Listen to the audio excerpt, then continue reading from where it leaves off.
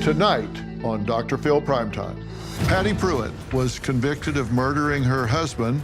Patty spent 38 and a half years for a crime she has always maintained she did not commit. Finally, a free woman. You literally had 2 hours warning before you walked out that prison door? I walked out in prison clothes. We were told it was burned in a fire, it was lost. They actually found it. They did a testing for gunshot residue. Her hands were clean. Dr. Phil, I have children. I could never give up.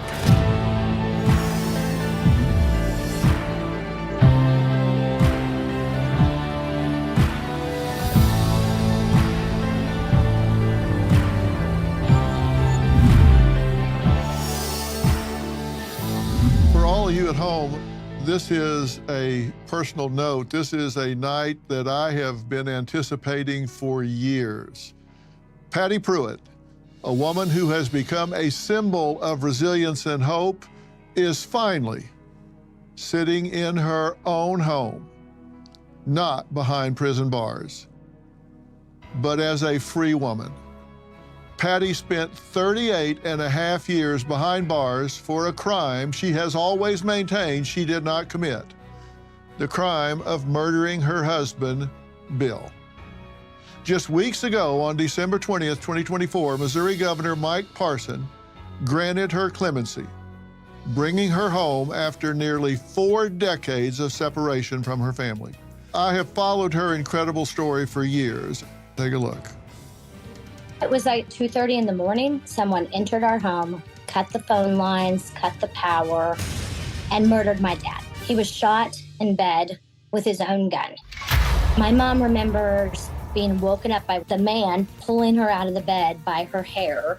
The police found the gun in one of our ponds. They looked at my mother as being the only suspect from the very beginning. 5 to 7 years before my father was killed, my mother had had multiple affairs.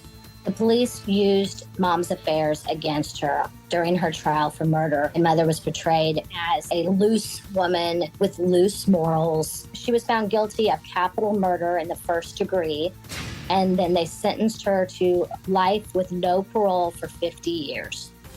I can't even describe how hard it is to have my mom in prison all of our lives. She's missed everything. She's missed every one of our weddings, every one of her grandchildren. She has a great-grandchild now. It's just hard. Your father is dead, so the only person to speak about it is your mother. Yes. And she, of course, says, and has always said, she didn't do it. The theory was she did it, she pulled the trigger. Yes. Did they test your mother for gunshot residue? They did, and she passed. The night that Dad was murdered, my sister saw a flashlight under the basement door. Somebody else was in the basement of the house with that flashlight. My sister did tell the police that when they interrogated all of us, no one seemed to believe any of us, and Mom was convicted. Patty has maintained her innocence. She is joining us on the phone from the Women's Eastern Reception Diagnostic and Correctional Center in Missouri. So the intruder that you say was there grabbed you by the hair, dragged you out of your bed, and what happened then? This man, this stranger, pulled off my bottoms and he raped me. Were you aware that your husband had been shot at that point? No, not at all. There were phone cords that were cut, the lights that were shut off at the breaker. They didn't test that to see if there were fingerprints there. You had knife marks on your neck, where a knife was held to your neck while you were being assaulted. The request for DNA to prove your innocence was denied. The jury never heard the testimony from your neighbor concerning significant amounts of hair next to the bed. The day of the murder, they swabbed your hand and got negative results. There was no gunshot residue, and 36 years later, there you sit. That's the story of my life. And then I count you, Dr. Phil McGraw, as an extreme blessing right now, a gift from God.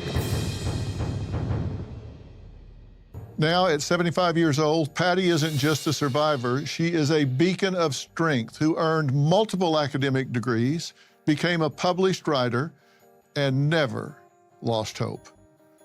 a mother of 5, grandmother of 13, and great-grandmother, Patty has a story that will inspire millions. And tonight, she's going to tell it. Not from behind prison walls, but as a free woman.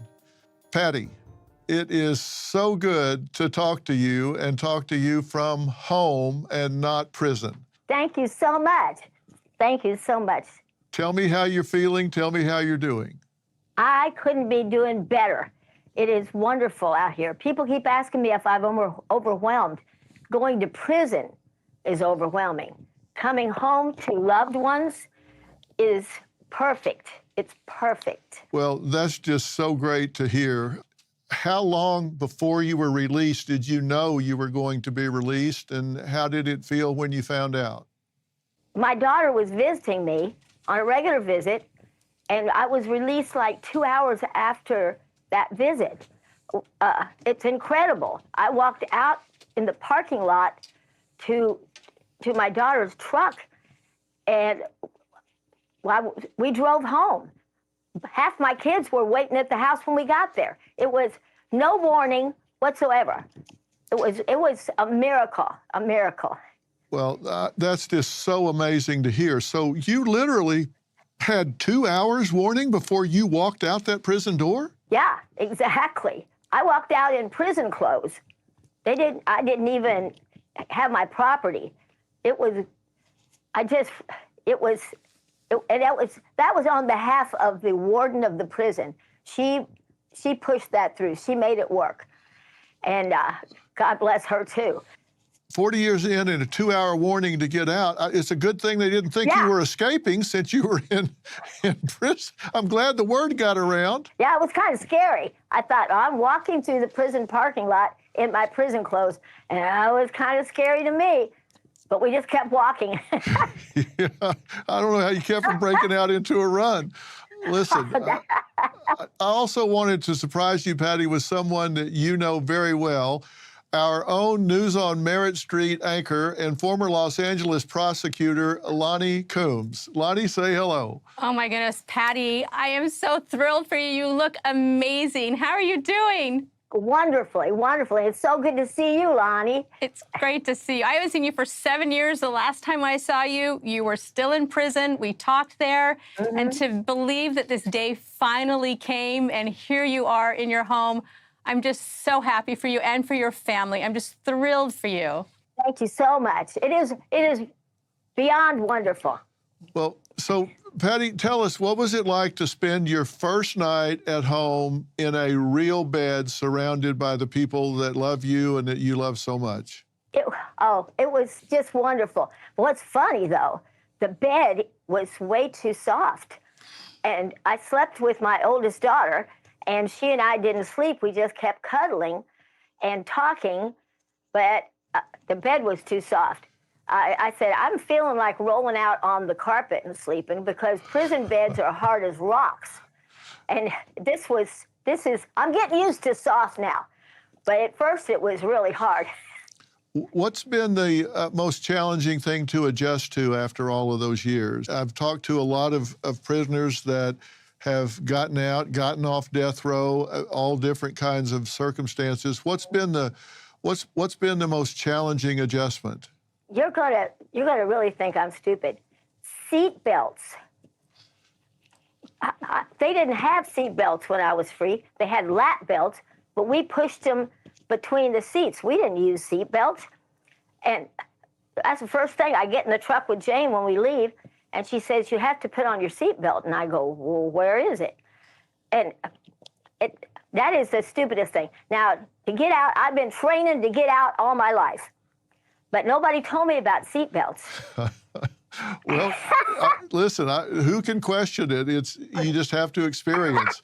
All right, we're going to take a quick break. And coming up, Lonnie says she dug up some new evidence to help Patty, and she's going to tell us about that when we come back.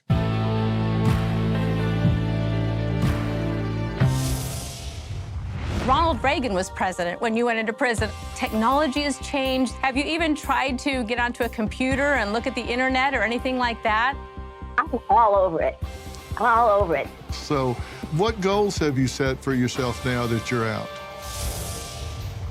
Lonnie, what evidence did you find that was said to be lost? It was shocking to us. It was shocking to the attorneys. It was shocking to everyone involved.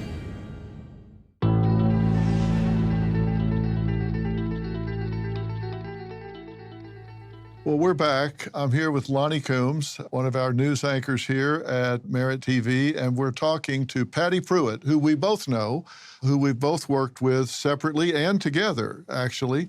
Patty is the longest-serving female inmate in Missouri prison history, if I'm correct. Lonnie, is that right? That's right. And Patty was convicted of murdering her husband and has served 38 and a half years, almost 40 years.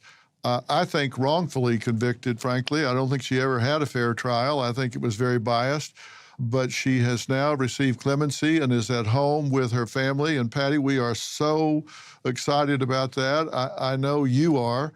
And you've had to make some adjustments. But what's it been like to spend time with your family and to get to just relax, kick back, not be in a hurry, and bond with them again? In prison, you get one brief hug at the beginning of a prison and one brief hug, and I'm talking brief, like 1 second. We're hugging fools now. We're absolutely hugging all the time. I can't get enough hugs from my grandkids, my kids. I would hug people in the grocery store, but I try to refrain. I'm a hugging fool. I'll bet so. Lottie, you had a million questions for Patty. Yeah. I am sure, Patty, with that physical contact, it's supposed to be so wonderful of all those years of having that denied, right? I also think of all the things that have changed since you went into prison. I mean, Ronald Reagan was president when you went into prison. I think about that, and now there's so many changes, like technology has changed, the internet has changed. Have you even tried to get onto a computer and look at the internet or anything like that? I'm all over it. All over it. The Miracle of Innocence Project bought me this smartphone, and first I thought it was smarter than me, but I've got a handle on it now. and when I was in prison, I was enrolled in Washington University, and they gave us laptops. So I have a laptop. I'm all about technology. That's so not great. Not laptop. I understand you love Alexa. Well, Alexa and I had a problem at first because I was calling him Siri, and he didn't respond. So once I got his name right, I'll be fine. All right. Well, that's great. And we think about all the things that you've missed. It was Ronald Reagan's second term. Live Aid concerts have been held in Britain and Philadelphia. The Space Shuttle Challenger disaster happened. The internet has become just ubiquitous. Social media platforms didn't exist. There was no Instagram, there was no TikTok or any of that.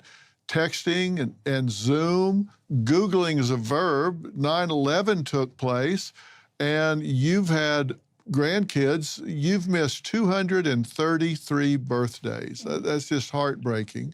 You've got 2 great grandkids' birthdays. All of these things have happened since you've been in. Yeah, that's true. But I'm telling you, my grandkids and I are all about FaceTime. We're FaceTiming all the time. Well, that's so great. And while you were there, you really did a lot on the educational front. What all did you get done while you were there? When I first came to prison, I went straight to classes. But then thanks to Reagan, in 94, we lost Pell Grants for prisoners. But in 95, they brought in a computer programming thing, and I became a computer programmer for the Department of Corrections on an IBM AS400. And I did that for 20 years. I just loved it. And then I got my certificate to be a group exercise instructor and a personal fitness trainer. Whatever they've got offered, if I'm eligible, I took it. Well, I understand you're just 6 credits from having a humanities degree. Is that right? Yeah, I know. I can't wait. I can't wait. That's just amazing. So you're not supposed to ask a lady how old they are, but how old are you now? I'm 75 and a half. All right. So you're counting it close. So what goals have you set for yourself now that you're out? I want to be an advocate for like innocence projects. Here at UMKC, they've got the Midwest Innocence Project, and advocate for Miracle of Innocence, advocate for Washington University's prison education program, and advocate for prison performing arts group out of St. Louis. All these things are wonderful groups. They help prisoners. People think prisoners are awful. Turns out there's so many good women in prison, and they deserve a break. They deserve an education.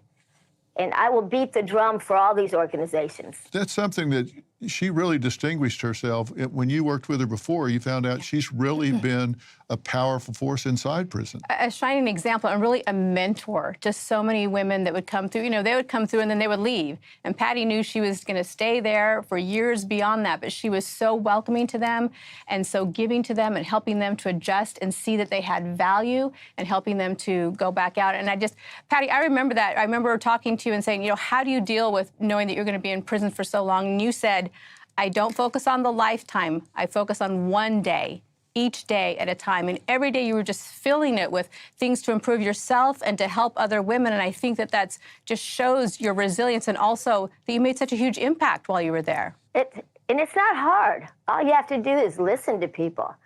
You know, just love them. Everybody needs love. It can be hard if you let it, and you certainly didn't. And when we come back, we'll hear from Patty's daughter, who was 16 years old when her mother was incarcerated for her father's murder. I'm really interested in what her experience has been since her mother walked out that prison door with 2 hours' notice. We'll talk to her next. What was the reason? Why did they say that they wouldn't test it? This whole case, it really stemmed around sexism, right? Sexism in the investigation, sexism in the prosecution, sexism in the way it was presented at trial. And something that was said in the trial stuck out to the judge who was ruling on the DNA.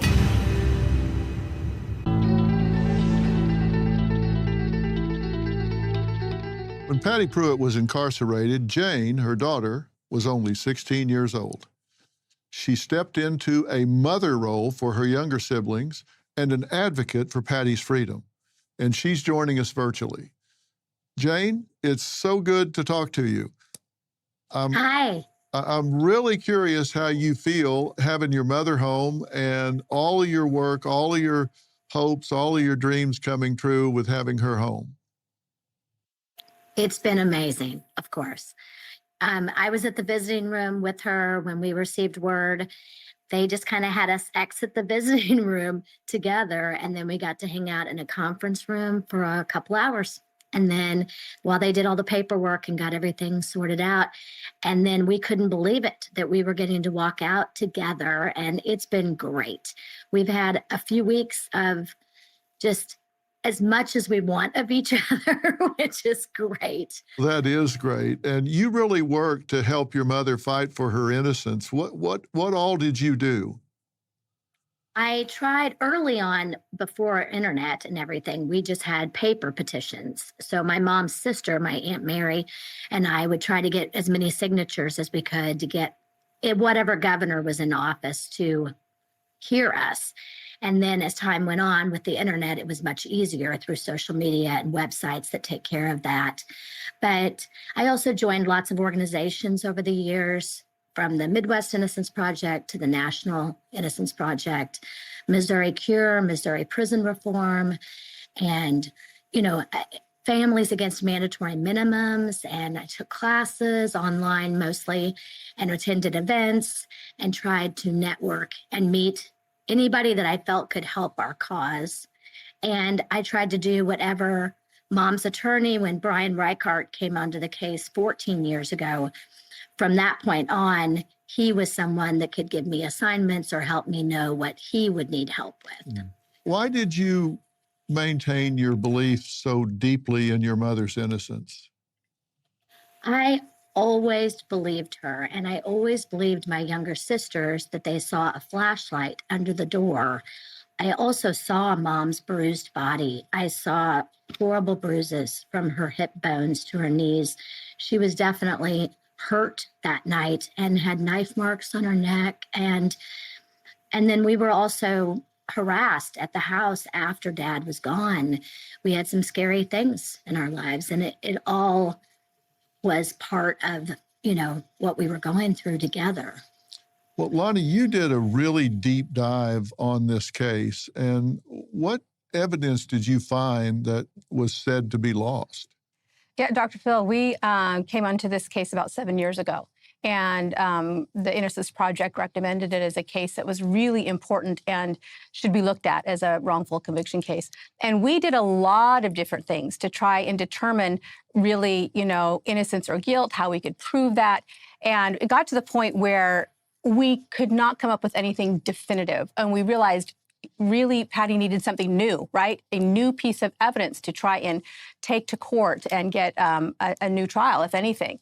And so we asked, what about DNA testing? Now we could be doing DNA testing on this stuff. And the attorney, Brian, said, oh, no, we were told all of the physical evidence was destroyed. Not just us told that, but for decades, Patty's attorneys have been told all of the physical evidence was destroyed. And I remember one night, late night, in the hotel room with the showrunner of our docuseries saying, what can we do? And I said, you know what? We can't give up. I've heard this over and over again. Evidence was destroyed. It was burned in a fire. It was lost. Don't believe that. Be relentless and try and find it. And so our producers did for weeks and weeks and weeks. And finally, they actually found it. They got somebody in one of the evidence lockers, one supervisor who went in and came up with bags and bags of evidence. It was shocking to us. It was shocking to the attorneys. It was shocking to everyone involved. And in that evidence, Dr. Phil, Patty's pajamas were still there. And when we looked at the picture of her bottoms, there was evidence there that looked like it could be consistent with a sexual assault, which was a very important part of Patty's story that no one believed. There was what looked like blood stains and what looked like it could be a DNA stain. And we said, oh my goodness, here you have something you can take in, get it tested for DNA. Well, Brian was an excellent attorney, took it in and asked to be allowed to do DNA testing. And he was denied that opportunity to be able to test for DNA. What was the reason? Why did they say that they wouldn't test it? Well, this is really shocking. So this whole case, we've talked about this, it really stemmed around sexism, right? Sexism in the investigation, sexism in the prosecution, sexism in the way it was presented at trial. And something that was said in the trial stuck out to the judge who was ruling on the DNA. He said, I remember that this case, Patty said something about her sexual engine is hotter than most people or something to that effect. Mm-hmm. And the defense attorney said, oh, no. Patty didn't say that. That was the investigator who said that. That's the investigator who said she made all of these statements, but it was never recorded. And the judge said, well, regardless, whoever said it, that's something I heard in court and I remember it. That's what makes this case so unique. And that really tainted the judge in deciding whether he could even test this DNA or not. I mean, it would have been nothing for the court to just say, go ahead and test the DNA, right? And if there's a chance that you can prove that this person is innocent after all of these years, why not test it? But he denied that. This is what was said. The lead investigator on the case asserted that she said that. The court, that may be, but I heard testimony that's been remembered because that makes this case unique. But they had no record of it. Right, and the judge didn't realize there's a big difference between the detective saying she said that and Patty actually saying, yes, I said that. She never said she said. She always denied all of those statements that this detective said she made. When it was not recorded, it was a statement that was never recorded. Patty, you've maintained you never said that, correct? No, nobody ever said anything like that. No, I did not. Yeah, particularly in that setting, I don't know why you would say something like that. It makes no sense. Yeah, of course not. All right, well, there's more to this. When we come back, Patty's attorney said the investigators did a swab of Patty's hands. She'll tell us what they found next, and then there's more. We'll be right back. These are the prosecutor's argument for Patty's guilt. Among other things, he said, the dignity of the institution of marriage requires a conviction. Now, what does that have to do with somebody being shot or not? A conviction for murder. For murder. For murder. Yeah. I mean, how does the judge even allow that?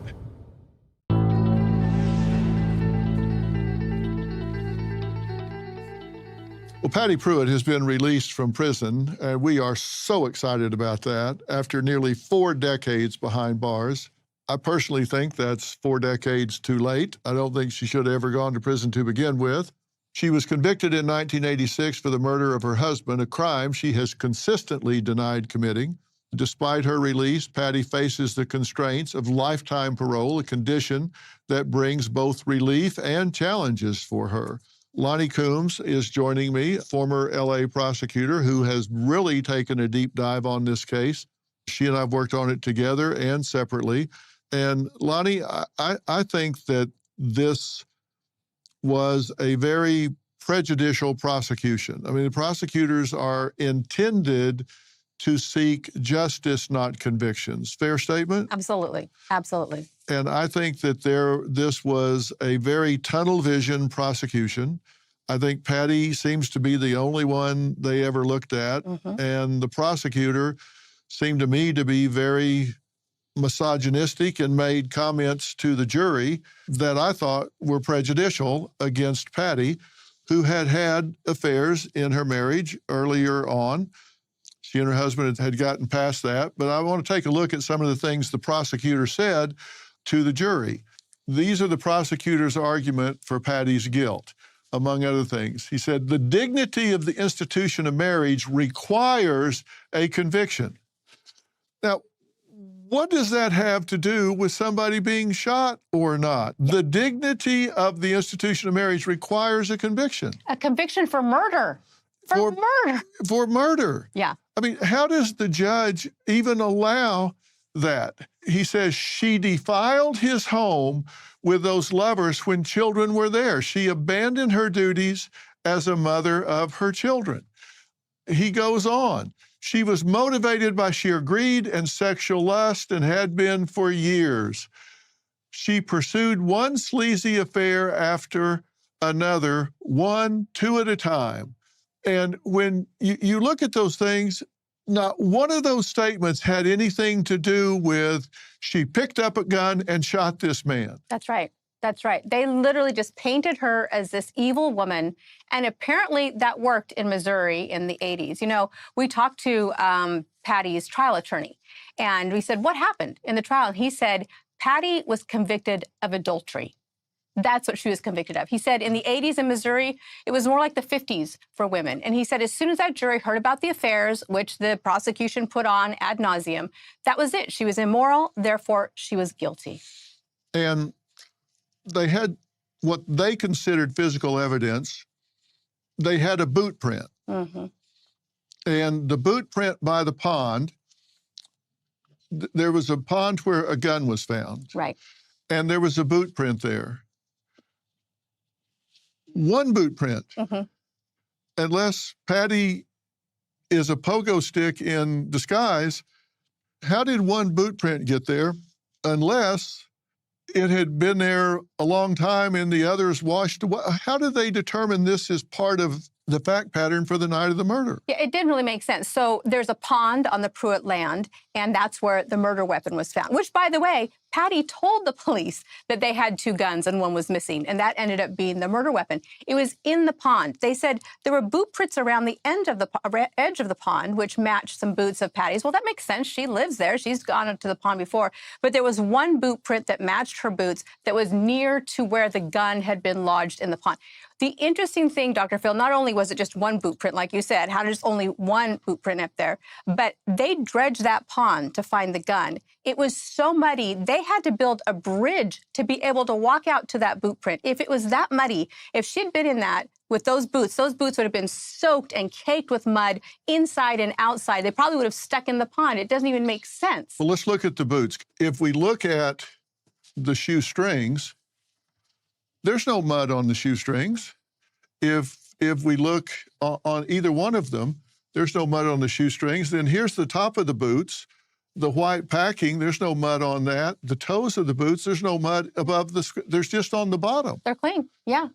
Yeah. How do you, it just doesn't make sense. It does not add up. No, and they had a friend, a neighbor who came over to get some clothes and shoes for Patty and her kids, because, of course, they just ran off in the middle of the night. She said she saw those boots. They were wet, so she didn't bring them to Patty, but she said she never saw mud like that caked on. She thought that the prosecution, when they presented it to the jury, they'd actually added some mud to it, because she said, I saw them that night. They didn't have mud on them. They were wet, but not muddy. And then she actually had some injuries, and they actually suggested they were self-inflicted. We'll talk about that after the break.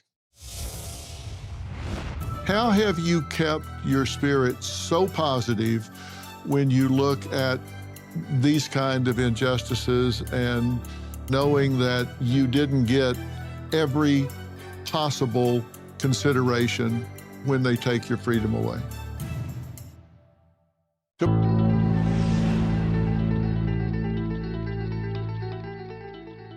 Well, we're back with recently released Patty Prewitt, the longest-serving female prisoner in Missouri prison history. Her daughter Jane is here. Jane was 16 when Patty was incarcerated, and they've been really glad to see each other. Lonnie Coombs, anchor here for Merit TV News and former LA prosecutor, is joining me. Patty, when you hear us talk about this evidence, what's your reaction? What do you think about all of this when you hear us talk about it? You are all perfectly right. And unfortunately, during the trial, I was too stupid to know what was going on. I didn't get it. But in retrospect, I see everything that was done incorrectly, unfairly, and sexist, completely sexist, the entire trial. Well, I know it's got to be frustrating to you. And your story, of course, is that there was an intruder in the house. Jane, you say that your sister saw a flashlight under the door from the basement, and that your mother had injuries to herself that indicated that she had been assaulted. And there were injuries to your neck, Patty. Your recollection of this is that you were assaulted and a knife was held to your neck during that time. And this is why, Lonnie, DNA testing would be so important in all of this. That's right. So important. Now, mind you, back then in the 80s, there wasn't a lot of DNA testing done. But since then, we've seen how much it's advanced, and it could clearly be helpful throughout the years and the decades as Patty's attorneys were fighting for this. And they did a testing for gunshot residue, and the murder weapon was a shotgun. Mm-hmm. And we know that that kind of weapon has a lot of blowback. There's a lot of residue in the air that could be not just on the hands, but over the entire body in a closed space. That's right. And Patty was tested for that. For her hands. I believe her hands were tested. Right. And they were clean. Yeah. No GSR. Yeah. No gunshot residue whatsoever. So this has to be just infuriating when you think about it. Patty, how have you kept your spirit so positive when you look at these kind of injustices and knowing that you didn't get every possible consideration when they take your freedom away? Dr. Phil, I have children. I could never give up. I could never give up because of my children. Isn't that why we do what we do? Because we are loved ones. So I could never give up hope. And I still to this day, expect to be exonerated somehow. Jane, how proud of your mother are you that she's maintained herself and continues this fight? Unbelievably proud. She has stayed so strong and helped so many others. She stayed strong for all of us kids, all of our children, her grandchildren have all raised going to visit her, seeing her being positive, seeing her being loving. It's pretty amazing. But she deserves to be completely exonerated. Well, I certainly think that to take someone's freedom away in this country is a very high standard. And they deserve due process. They deserve to have a fair trial. And people could disagree about the story. They could disagree as to whether the facts are right or the facts are wrong, but no one could disagree that she has not had due process. Mm-hmm. I mean, she did not get a fair trial. Do you have any disagreement with that, Lonnie? No, none whatsoever. Between the focus, the tunnel focus from the very beginning that it was her, to evidence that was not disclosed to the defense, all the way through, and then to the sexist slant of the prosecution in the trial. None of that was fair. None of that was due process for her. No doubt about it. Coming up, many of Patty's former inmates say they thought Patty was their saving grace. We'll discuss that when we come back.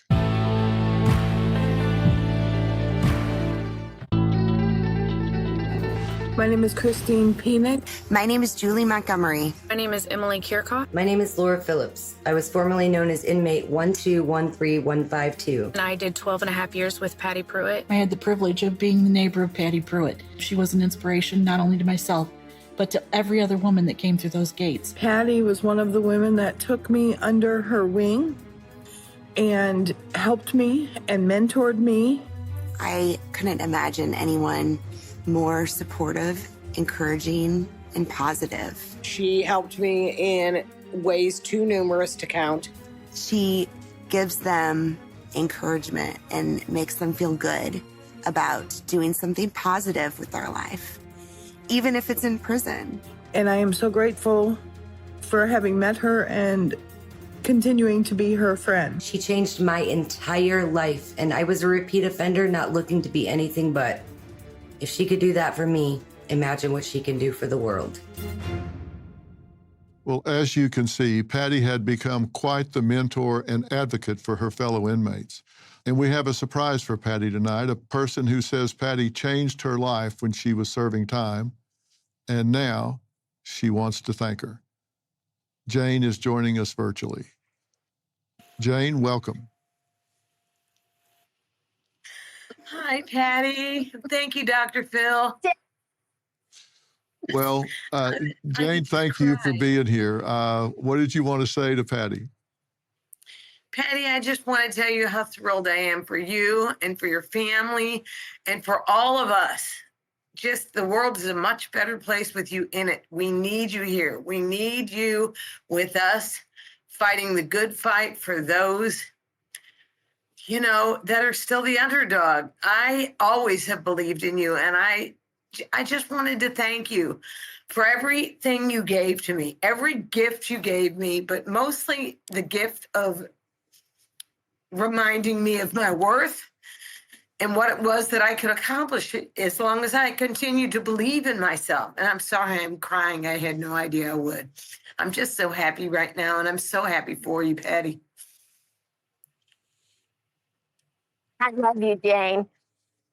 I love you too. I'll just never forget the gifts that you gave me. And I really look forward to the day when we can have some good old-fashioned belly laughs in person. Real hugs. Big time. Jane, how long were the two of you together? Well, it really wasn't that long of a time because they moved me like in the middle of my time on one camp. They put me in a different camp to complete a treatment program. But I was with Patty long enough to have some meaningful walks around the track of the prison when we discussed everything from families to music to poetry and everything in between. And I also was a participant in her personal training classes that she offered. And she was no slouch. I got my butt kicked by Miss Patty Prewitt, and I learned a lot about discipline and hard work. Well, that is so great. Patty, when you hear all the things that these women have had to say and have this wonderful interaction with Jane, what does that mean to you? I love these women. I love Jane. And Jane and I did tear up that track. And all people need for real, bartenders know it, People need to talk. People need to express themselves and know that someone's actually listening. It's real easy. It's real easy. I didn't do anything special. Well, maybe it doesn't seem that way to you, but it sure seemed that way to Jane and a whole lot of others. I'll let you guys visit a little bit during the break. Coming up, what is next for Patty? We'll talk about that next.